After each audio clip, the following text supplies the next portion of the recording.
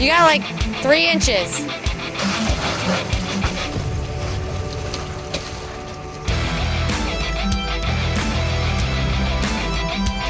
Straight, I think. Oh God, I don't know.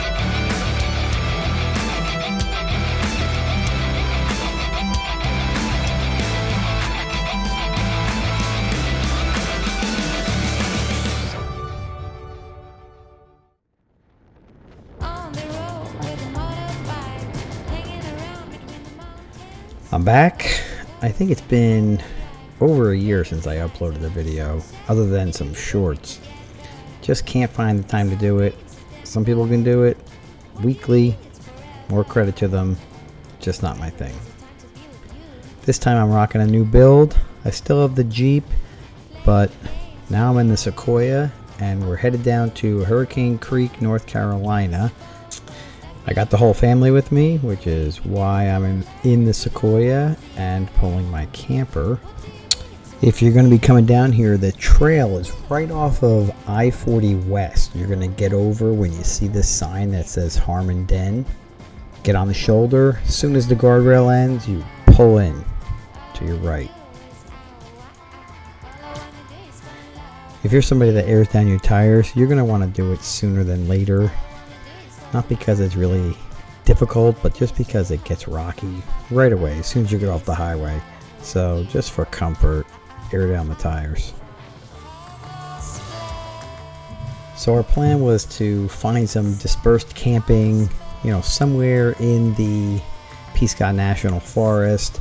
I had pinned a bunch of places that I found online, either through YouTube videos or in some overlanding groups I'm in. And we thought we'd stay one site one night, we switched to another site another night, but it turned out that because I had the camper with me, a lot of these sites just weren't adequate. They didn't fit the camper, or there was really no way to pull into them with the camper. Other sites I had just didn't exist, at least not at the GPS coordinates I had. And then there were some other ones that were just walk-in sites, so that wasn't going to work.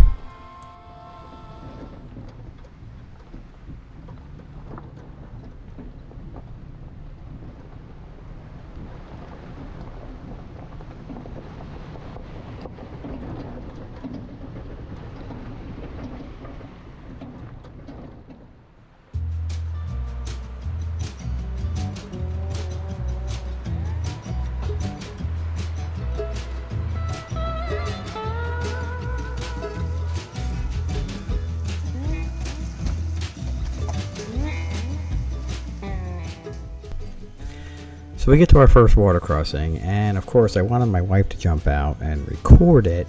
The problem was that there was no way for her to get across after that. So I had to back up the camper through the water crossing, which took a couple attempts just to straighten it out through the narrow entry. But I was able to pick her up.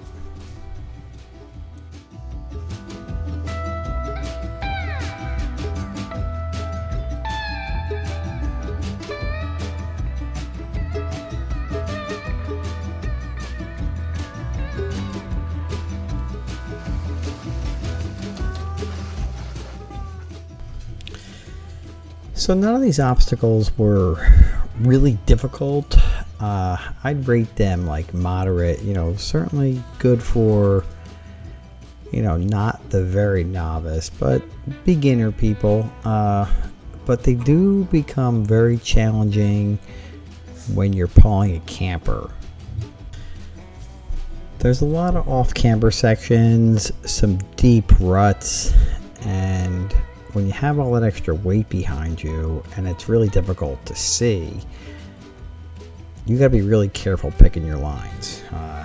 You typically don't have the option to back up and reattempt it with a different line, because if you're backed up a trailer, it goes the opposite way that your truck's gonna go, which on a tight trail, especially with a giant drop off on one side, that can get really tricky.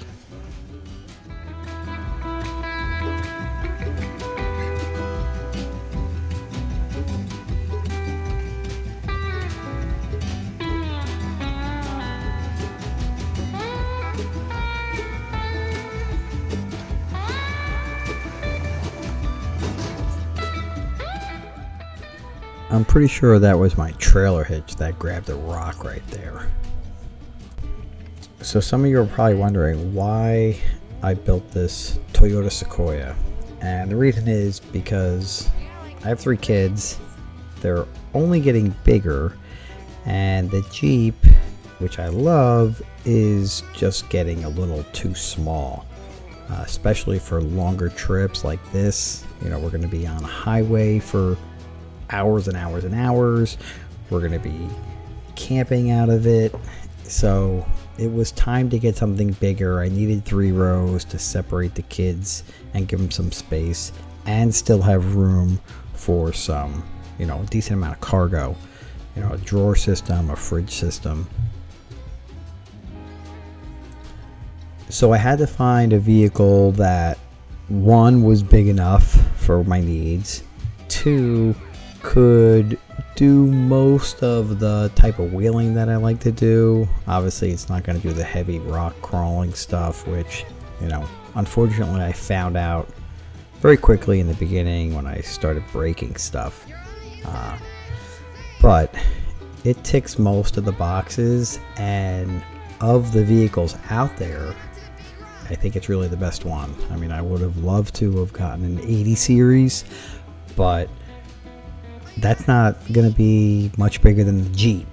You know, it'll be a great off-roader, but even though it has that 3rd row, the room behind the 3rd row will not fit a fridge. It would give me very limited space for a drawer system. So the next thing would be like a 100 series, which I think it's roughly the same size, maybe a little bigger. But the front end on that is, you know, not ideal from what I've been told, with that torsion bar suspension or something. Oh, another thing with the 80 series is obviously I pull a camper, and the 80 series, you know, it's what, from the 90s, it's very underpowered, you know, pulling nothing. So I didn't want that headache of trying to, you know, fight up mountains pulling a camper, you know, particularly at highway speeds. And that just meant getting more into it, like with a motor swap, but I'm not ready for that. Know what they say, you can't keep the clouds away, far away. So the Sequoia really is a great vehicle for what I need, especially the way I have it built. It gets me most of the places I need to get. It's got a 3/4 inch lift on it, 35 inch tires. It's got lockers front and rear. It has a winch on the front. One of these days I'll get around to doing a walk around video of the Sequoia and show you all the things I've installed in it and built for it. Right now I'm just busy still coming up with things to improve it. So it's a work in progress, but it's definitely come a long way since I bought it. Life's moving faster. It's all just a game we play. I've been losing myself in every single way. At least I still have you. I've played all my cards, and I'm all out of luck. Put my money in the jackpot, but I guess it's falling through. At least I still have you. There's a lot of these ditches and drops on this trail, which, you know, on the video you can't really appreciate the magnitude of it, but it causes problems with the camper because the tongue of the camper gets really low and drags along the road surface, scraping rocks, and I ended up cutting some wires and breaking an electrical box during it.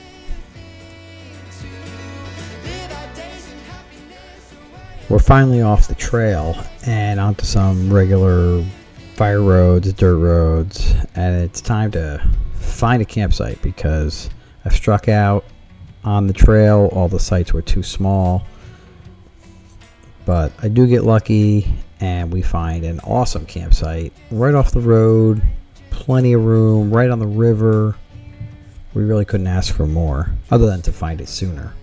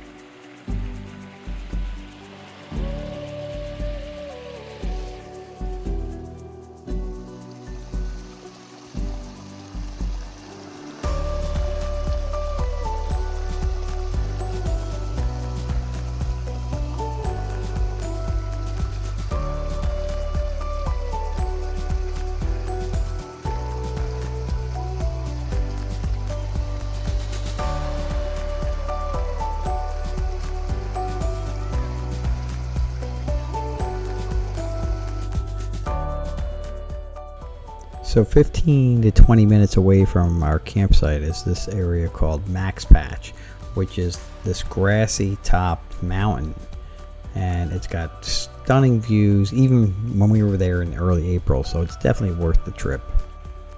It's like a 3 to 4 mile hike round trip.